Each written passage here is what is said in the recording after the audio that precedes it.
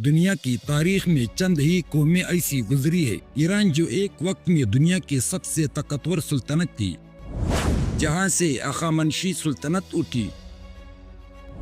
اس سلطنت کی بانی سائرس اعظم سرحدیں ایک طرف دریائے سندھ سے لے کر دوسری طرف یونان تک پھیلی ہوئی تھی۔ اس کے بعد ایران میں شکانی اور پھر ساسانی سلطنتیں آئی اور ایران کو دنیا کے عظیم ترین تہذیبوں میں شامل کیا۔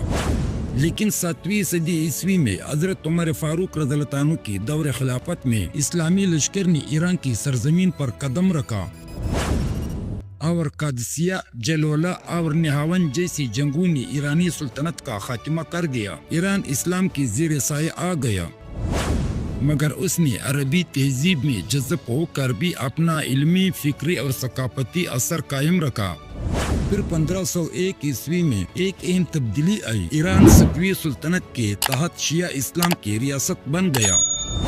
یہ وہ لمحہ تھا جہاں سے ایران کی مذہبی شناخت بدل گئی اور بعد میں یہ شناخت ہی ایران کی سیاست، خارجہ پالیسی اور دشمنی کی بنیاد بنی۔ 19ویں صدی میں ایران پر قاجار بادشاہوں نے حکومت کی اور بعد میں رضا شاہ پہلوی نے ایران کو مغربی رنگ میں رنگنے کی کوشش کی۔ اس دور میں ایران نے امریکہ اور اسرائیل سے قریبی تعلقات قائم کی، مگر یہ سب 1979 میں تبدیل ہو گیا جب ایران کی تاریخ نے ایک نیا رخ اختیار کیا۔ ایسا رخ جس نے مشرقی وسطی میں ایک نہ ختم ہونے والا طوفان کھڑا کر دیا۔ 1979 میں ایرانی سرزمین پر ایک زلزلہ آیا، لیکن یہ زلزلہ زمینی نہیں تھا، یہ ایک انقلابی طوفان تھا۔ شاہ ایران کا تختہ الٹ دیا گیا اور آیت اللہ روح اللہ خمینی نے اسلامی انقلاب کی بنیاد رکھی۔ اس انقلاب نے دنیا کو 2 حصوں میں تقسیم کر دیا۔ ایران نے امریکہ کو شیطان بزرگ اور اسرائیل کو خاصب ریاست قرار دے دیا۔ سفارت خانے بند کر دیے، سفارتی تعلقات ختم ہوئے اور ایک کلی دشمنی کا اعلان کیا۔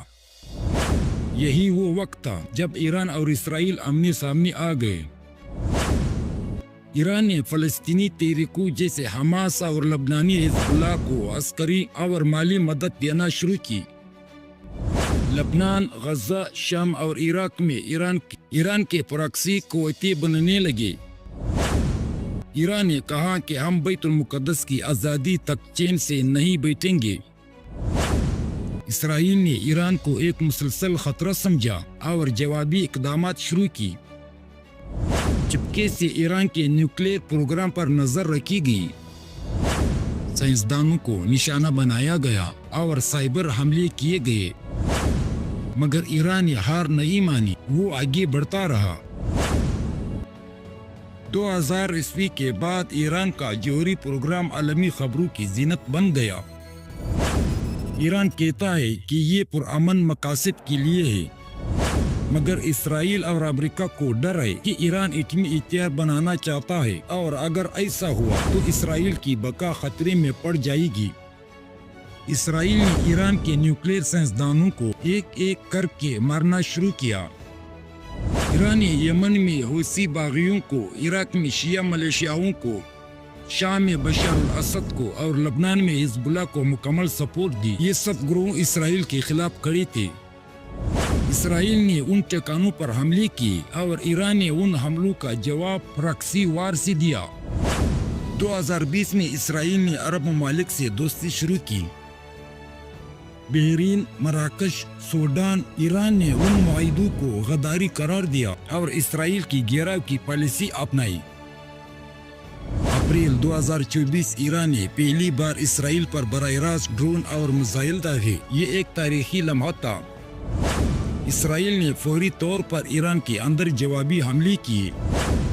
یہ جھڑپ 2 ایٹمی صلاحیت رکھنے والے ملکوں کے درمیان تھی۔